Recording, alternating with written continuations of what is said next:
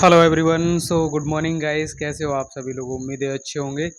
तो आज है सोमवार का दिन और इस वीक का पहला दिन है गाइस। तो मार्केट में हम कैसे ट्रेड करेंगे ये हम यहाँ पे आज बात करेंगे। सबसे पहले आपको मार्केट में ये समझना होगा कि मार्केट में शुक्रवार के दिन वन साइडेड गिरावट हुई थी। कोई ट्रैपिंग नहीं, कुछ नहीं, यहाँ पे सीधा गिरावट हुई थी। आप देख सकते हो, जैसे ही मार्केट खोला गिरावट हुई। उसके पिछले दिन क्या हुआ, लास्ट में जो है 2 बजे के बाद में यहाँ पे भयानक तेज़ी हुई और पूरा गिर गया। जितनी तेज़ी हुई थी सब फिजल आउट हो गई यहाँ पे। और एक और सबसे इंटरेस्टिंग बात कि जब शुक्रवार का शाम को FII-DI का डेटा आया था, दोनों ने बाइंग की थी। और बाइंग मार्केट में कितनी थी मालूम है आपको? छोटी मोटी बाइंग भी नहीं थी, दोनों की मिला करके 9,500 करोड़ के आसपास की बाइंग। FII ने लगभग 1800-1900 करोड़ की बाइंग की थी और DII ने तो 7,500 करोड़ के आसपास की बाइंग की। तो भाई इतनी अच्छी जो है डेटा होने के बाद भी मार्केट में गिरावट तो ऐसी हुई जैसे कि मतलब सब से पूरा मार्केट ही ख़त्म हो गया, सेल ही कर दिया सब FII-DI ने मिल करके, है ना। तो इसलिए मैं हमेशा कहता हूँ कि डेटा यहाँ पे डेटा के ऊपर नहीं जाना है आपको, ठीक है, क्योंकि डेटा हमेशा आपको धोखा ही देगा। और इसी के विपरीत आप देखेंगे तो यहाँ पे जो गुरुवार का दिन था वहाँ पे जब मार्केट नीचे आ रहा था, कॉल साइड में 400 से लेकर के ऊपर के जितने भी लेवल थे, 400, 450, 500, 600, 550, जितने भी लेवल थे, सब पे इतनी कॉल राइटिंग हो रखी थी कि ये मोमेंटम आना लगभग असंभव था। लेकिन मैंने आपको पहले ही बता दिया था बुधवार को ही कि मार्केट में मैं सेलिंग साइड में इंटरेस्टेड नहीं हूँ, बाइंग साइड के लिए मैं यहाँ पे ट्रेड प्लान करूँगा। और हमने सारे जो ट्रेड लिए वो बाइंग साइड के ट्रेड लिए गाइस। तो डेटा के हिसाब से या प्राइस एक्शन के हिसाब से आप काम करोगे ना, आप मार्केट में यहाँ पे हर बार जो है मैनिपुलेशन में फंस जाओगे, ट्रैपिंग में फंस जाओगे।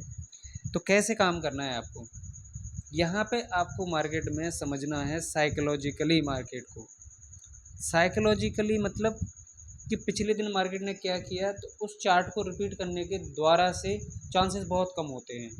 जैसे एग्जांपल के तौर पे ये जो इतनी तेज़ी हुई उसके बाद में ये नीचे क्यों आया, इस तरीके से नीचे क्यों आया, ये बात आपको समझ आनी चाहिए कि देखो नीचे इसलिए आया कि जो लोग यहाँ पे कल के दिन एक दिन पहले बाय नहीं कर पाए थे इसमें, तो उनका जो साइकोलॉजी है वो क्या हो गया, पॉजिटिव हो गया कि मार्केट अब तो ऊपर ही जाएगा, है ना।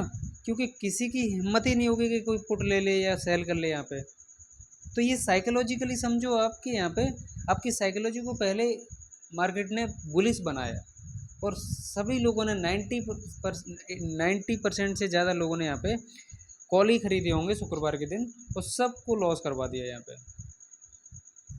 है ना।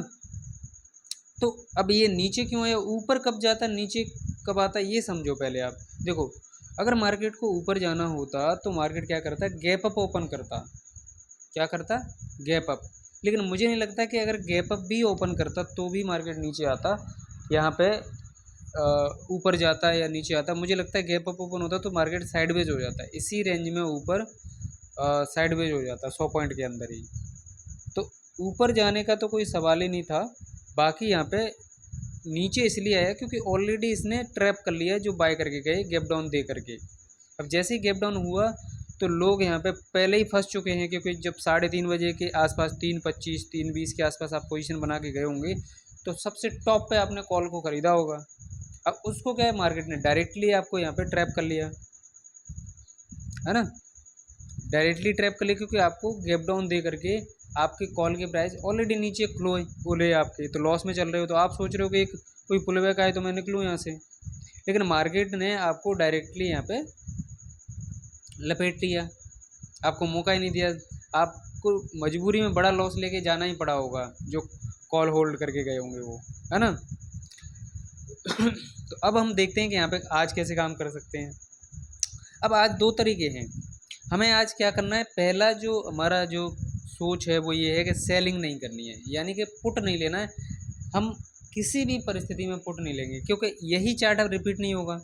अकॉर्डिंग टू द एनालिसिस यही वाला चार्ट रिपीट नहीं होगा। तो इसके विपरीत क्या होगा, मार्केट में भले ही तेज़ी धीमी होगी स्पीड में तेज़ी नहीं होगी, ऐसी यहाँ से तेज़ी हुई थी वैसी शायद तेज़ी ना हो, पर यहाँ से जो है तेज़ी ही होनी चाहिए, ना कि यहाँ पे गिरावट होनी चाहिए, ठीक है। और गिरावट होगी भी तो क्या होगा कि जैसे मान लीजिए कब गिरावट मानी जाए यहाँ पे, जब पिछला जो लो बना है 340 का, ये 340 के नीचे ब्रेक डाउन करेगा, तब जा कर के हम यहाँ पे सेल का प्लान कर सकते हैं, या वहाँ पे भी नीचे से ऊपर की तरफ खींचा जा सकता है मार्केट को। तो जैसे 100 पॉइंट गिर गया, 150 पॉइंट गिर गया, एसएल क्रिएट करने के लिए, ठीक है, बाद में फिर खींच देंगे, नहीं तो यहाँ पे लो को जो है ब्रेक नहीं करेगा तो हम यहाँ पे बाइंग का ट्रेड लेंगे, लेकिन धीरे धीरे धीरे धीरे मार्केट ऊपर जाएगा, ठीक है। तो इस तरीके से आज का ट्रेड प्लान हमारा रहने वाला है।